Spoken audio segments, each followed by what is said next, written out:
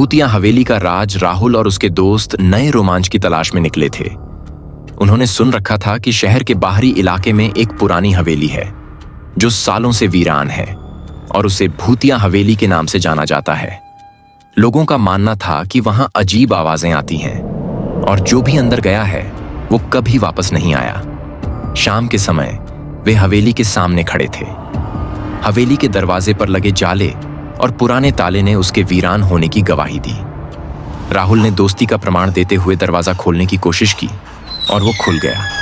अंदर घुसते ही चारों तरफ अंधेरा था और दीवारों पर पुरानी पेंटिंग्स धूल में लिपटी हुई थीं। हवेली के चारों ओर एक गहरी खामोश ठंड फैली हुई थी। अचानक एक जोरदार आवाज सुनाई दी, मानो किसी ने सीढ़ियों पर कदम रखा हो। राहुल और उसके दोस्त डर से कांप उठे। उन्होंने अपने मोबाइल की टॉर्च जलाकर देखने की कोशिश की, लेकिन कुछ दिखाई नहीं दिया। तभी एक परछाई उनके सामने से गुजरी और हवेली का दरवाजा अपने आप बंद हो गया। उनके दिल की धड़कनें तेज हो गईं। सभी ने दरवाजे की ओर भागने की कोशिश की, पर दरवाजा जैसे किसी ने बाहर से बंद कर दिया था। अब उनके पास कोई रास्ता नहीं था सिवाय इसके कि वो अंदर जाकर छानबीन करें। हवेली की पहली मंजिल पर पहुंचने के बाद उन्होंने देखा कि एक पुराना घड़ी का पेंडुलम अब भी हिल रहा है, जबकि उस घड़ी में सालों से समय रुका हुआ था। दीवारों पर लगे पुराने आईने में उन्हें अपनी ही परछाई देखकर डर लग रहा था, मानो वहां कुछ और भी छुपा हो। तभी एक घुटी घुटी चीख सुनाई दी। आवाज कमरे के भीतर से आ रही थी।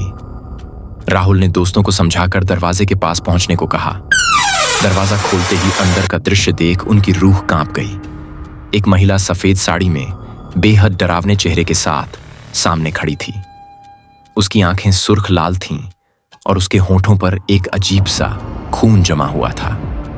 उसने एक बार राहुल की ओर देखा और चीख पड़ी। राहुल और उसके दोस्त भागने लगे, पर उनके कदम मानो रुक गए हों। वो महिला उनके पीछे पीछे आ रही थी। उसके पैरों से अजीब तरह की आवाजें निकल रही थीं। वे जैसे ही सीढ़ियों से नीचे भागने लगे, सीढ़ियां अपने आप टूटने लगीं और उन्हें वापस ऊपर की ओर भागना पड़ा। हवेली का हर कमरा बंद था और बाहर जाने का कोई रास्ता नहीं था। इसी बीच उस महिला की परछाई धीरे धीरे उनके करीब आ रही थी। वो एक एक करके दोस्तों के पास जाती और उनकी आत्मा को अपने अंदर समा लेती। अंत में राहुल बचा था।